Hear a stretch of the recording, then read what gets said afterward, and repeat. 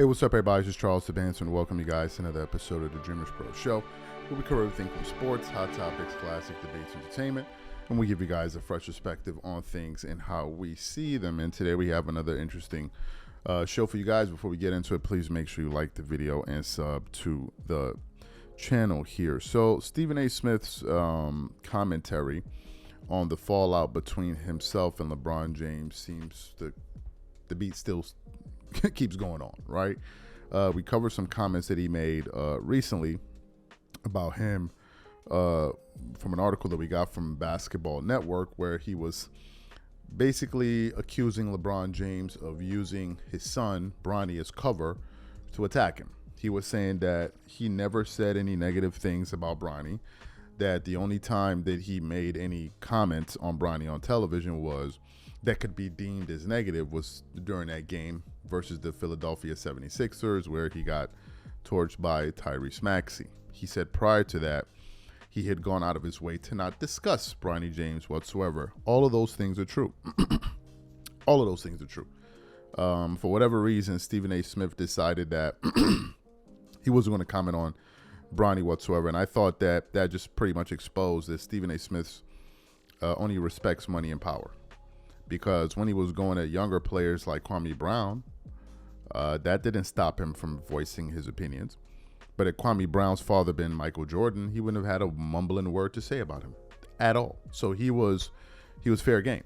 But because Bronny is the son of LeBron James, all of a sudden now we need to handle him with kid gloves. And he pretty much exposed that was what he was doing there. But even after all of that twerking, even after him conceding the fact that he was not going to do his job with Bronny the way he would do it with any other player in the NBA, LeBron still took it upon himself to blindside him by showing him up at that Lakers game in the third quarter where they had that incident there. So recently, he visited the Dan Le Batard show, where he was talking about the situation with Shannon Sharpe. He was talking about some of his media beefs. He was talking about his new show on XM Radio, all of these different things. But then Dan Le Batard decided to ask him about where is his relationship right now with LeBron. And Stephen A. Smith, as he was talking, he began to pretty much regurgitate the same talking points that he normally does. But then he says something different here. What he said here was that LeBron was going behind the scenes and doing things to try to tarnish his career. And I was like, okay, well, now this is new.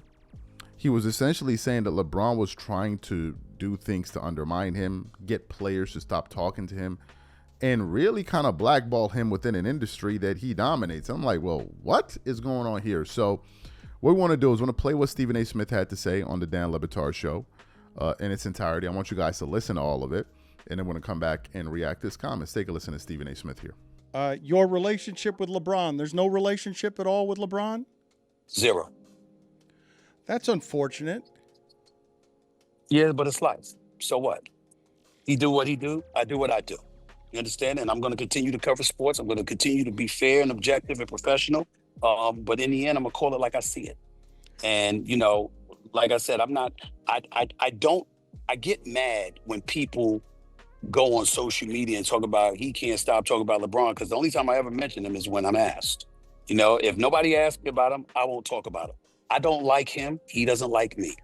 We don't like each other. It is what it is. And to me, what he did when he confronted me in the third quarter in the middle of the game, courtside, blaming me for something I did not do, and then tried to turn it into me being somebody that would go after somebody's family, and then coming on the Pat McAfee show thereafter just to insult me, that's a line you don't get to come back from.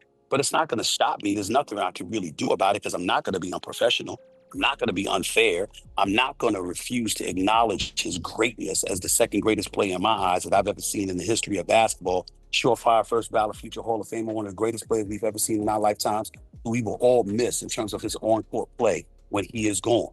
But there are things that I know as a man that he has tried to do to me. And the things that he has said and the things that he has done, we don't like each other. It's just that simple. And it's probably going to stay that way forever. And if it gets rectified because we have a conversation. I'm a grown man and I'm open to doing that. But I will never volunteer. I will never initiate. And as far as I'm concerned, if we never speak in life again, it won't bother me one bit. We do not like each other. But how did it get there though? That wasn't always the case. Well, I just told you. Things are that I'm not going to get into details, but there are things that have gone on behind my back. And when people are systematically trying to do you harm, you know, in terms of your reputation, your integrity, and all of this other stuff, it gets to a point where enough's enough, you know. And as it pertains to his son, the one thing that I will say is go back and look at the facts. Him in high school, him in college, him being drafted, him landing with the Lakers, him being their opening night. I never said a negative word until he was put in the game in the first quarter against the Philadelphia 76ers and got scorched. That is the only time I've ever spoken a negative syllable about Bronny James, who I believe in and I believe has the potential to be not just a player, but a damn good NBA player someday. I've never said it.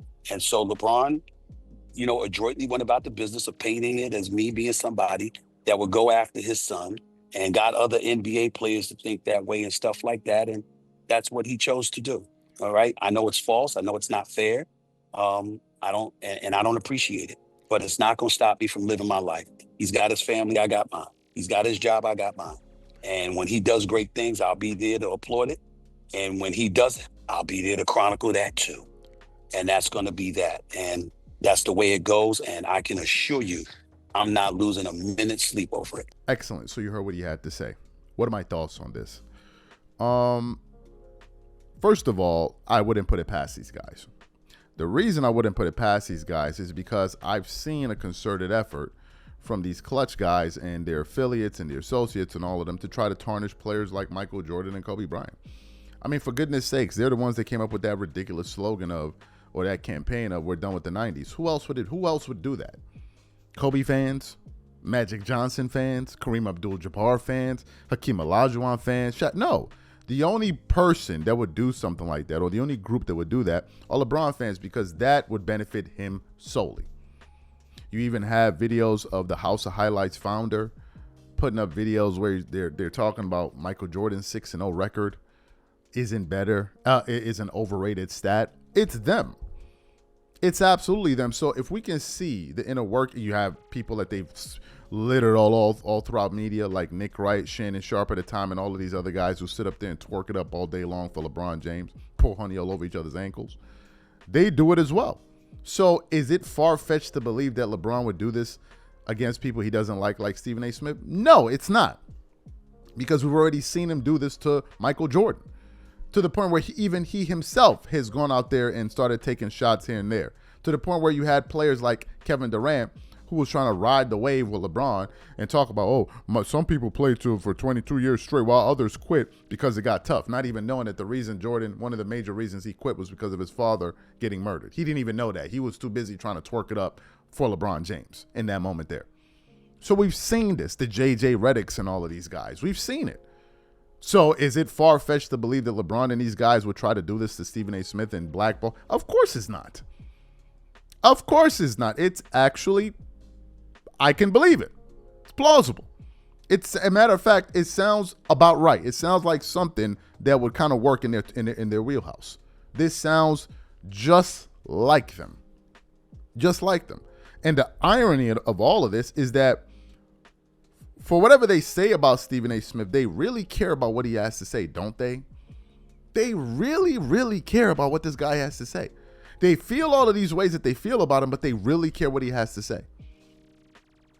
They really care. And what they can't get over is that if LeBron is a LeBron of basketball, Stephen A. Smith is a LeBron of media, sports media, whether they like it or not. They're not going to knock him off of his pivot.